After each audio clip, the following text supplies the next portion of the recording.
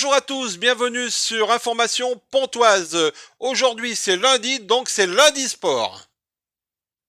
Allez, donc bien sûr, on est bientôt fin décembre, donc beaucoup de clubs sont en vacances. Donc nous allons commencer. Il n'y a pas de résultats, mais par contre on va discuter un petit peu de tout ce qui est des classements. Donc on va commencer avec l'équipe première de l'USP en D1 qui part en vacances à la 9e place avec 11 points. Mais Chambot et Cognin sont juste devant à 11 points. Donc va falloir se battre jusqu'au bout.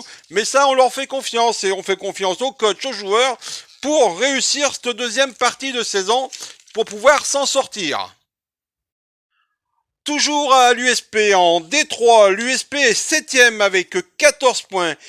Il y a eu du changement à la tête de l'équipe réserve de l'USP et c'est Hassen et Malik qui reprennent les rênes de cette équipe.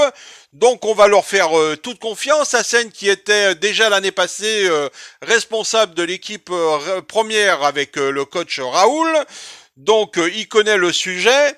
Donc on va et puis Hassen qu'on essaiera de retrouver pour l'annonce du stage du Real de Madrid pour la 3e année. Alors attention, je crois que c'est la dernière année.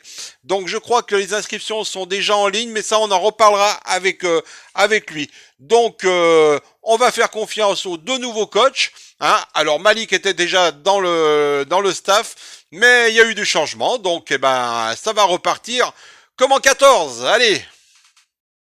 En Détroit, toujours du côté de Domessin, l'équipe première termine sa première partie de saison à la 10e place avec 10 points et un match en retard. Donc il va falloir se battre jusqu'au bout, hein, bien sûr. Mais ça, allez, pareil, hein, on va leur faire confiance.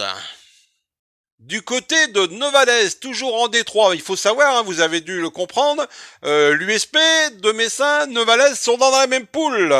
Donc Novalaise, eux, se retrouve à la 8e place, avec 12 points également, mais avec un match de retard. Toujours dans la même poule, en 3e division. C'est Yen qui est actuellement deuxième du championnat à égalité de points avec la réserve du Nivelet. Donc une très bonne première partie de championnat pour les Yénois. Allez, on part du côté 38 pour retrouver la Vallée du Gué. La Vallée du Gué qui est actuellement 9e avec 11 points. Une poule où ce qui va être compliqué, c'est que je crois qu'il va avoir 6 descentes. Mais il n'y a rien d'alarmant parce que actuellement, le 5e est à 4 points de la Vallée du Gué. Donc on va compter sur le coach Raoul, le coach de l'USP de l'année passée, pour pouvoir motiver ses hommes et terminer dans le bon côté du classement. Hein. Allez, on compte sur eux. C'est plus compliqué pour l'équipe réserve de la Vallée du Gué qui, elle, en D3 est actuellement dernière du championnat. On part du côté des filles, on revient sur le GFVD où on a rencontré Cédric, le coach de l'équipe 1 du GFVD. Donc c'est la première année qu'elle joue en D1 ces filles. Et ben pour le moment elles s'en sortent pas trop mal parce que elles se retrouvent à la 6e place avec 9 points, mais elles ont un match en retard qu'elles n'ont pas pu jouer dimanche. Disons que par rapport au temps, je crois que le district a annulé toutes les rencontres. Donc une deuxième partie de championnat à suivre chez les filles, à venir supporter. Elles jouent souvent le dimanche matin pour pouvoir, elles vont se maintenir, il n'y a pas de souci, hein, la 6e place. On compte sur vous les filles. Donc du côté du tennis, comme vous le saviez, les U16 jouaient la finale départementale 4e division. Se sont inclinés malheureusement, mais on va leur faire un grand bravo parce que ils sont quand même arrivés jusqu'en finale.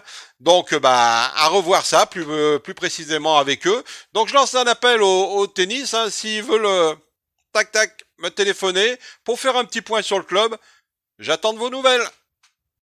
Pareil, un petit message aussi pour le basket de pont.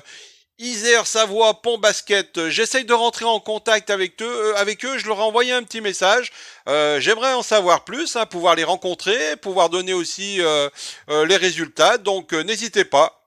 06 72 20 40 22.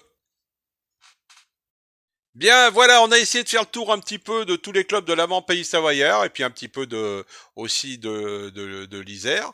Donc, nous, au niveau sportif, ah ben, on va se retrouver vendredi soir pour l'avant-match, mais on essaiera d'avoir, j'espère, un club qui pourra un petit peu débriefer sa première partie de saison. Donc, je lance un appel. Vallée du Guiers, USP, de Messin, Novalaise, la Bourbe, j'ai oublié la Bourbe.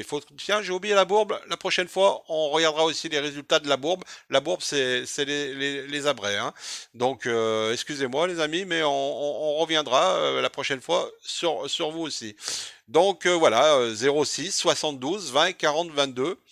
On fait une petite visio où je vais vous voir. Et puis on parle de tout ça, on parle de votre club. Est-ce que vous allez organiser par la suite? Voilà, allez, je vous souhaite une bonne soirée à tous.